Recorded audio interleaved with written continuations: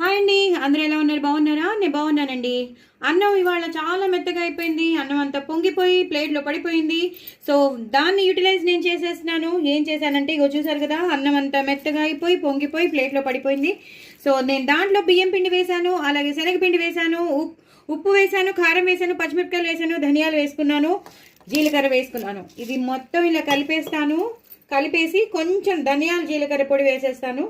కొంచెం ఇంకేం వేయట్లేదు, కరివేపాకు కానీ కొత్తిమీర కానీ ఏమి వేయను. జస్ట్ ఇది ఒక్కటే ఉప్పు, కారం, ధనియాల పొడి, జీలకర్ర, పచ్చిమిరపకాయలు, ధనియాలు వేసేసి శనగపిండి, బియ్యం పిండి వేసేసి ఇలా కలిపేసుకున్నాను. అవసరం కూడా నీళ్లు కూడా అవసరం పడదండి. కొంచెం ఇంకా ముద్దగా అనిపిస్తుంది అంటే మీరు కొంచెం శనగపిండి యాడ్ చేసుకోవచ్చు. దీన్ని ఇప్పుడు నేను బజ్జీలుగా వేసేస్తాను. చూడండి, వేసేటప్పుడు మీకు చూపిస్తాను. చూసారు కదండి, నేను అన్ని వేసేసుకున్నాను. చక్కగా ఇలా తిప్పేసుకుంటున్నాను.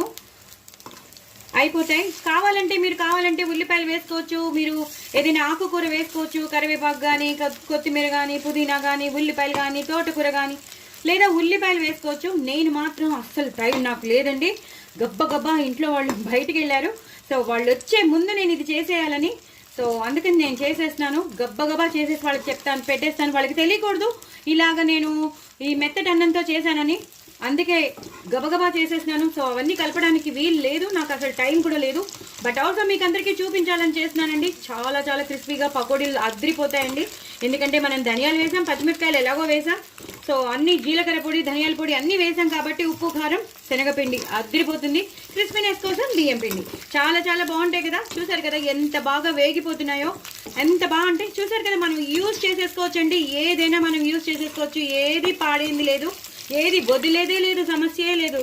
చూసారు కదా ఎంత బాగా వచ్చేసాయో పకోడీలు. జస్ట్ మెత్తటి అన్నంతో చేసేసానండి. జస్ట్ మెత్తటి అన్నంతో కొంచెం టైం ఉంటే చాలండి మనకి, అంతే. ఇంకా రెచ్చిపోతాం మనం. సో డూ ట్రై ఇట్ అండి. నా ఛానల్ మాత్రం సబ్స్క్రైబ్ చేసుకోవడం అసలు మర్చిపోద్దు. మీ ఇంట్లో కూడా ఎప్పుడైనా మెత్తగా అయిపోతే అన్నం ఇలా చేసేసుకోండి. చాలా చాలా క్రిస్పీగా ఉంటాయి.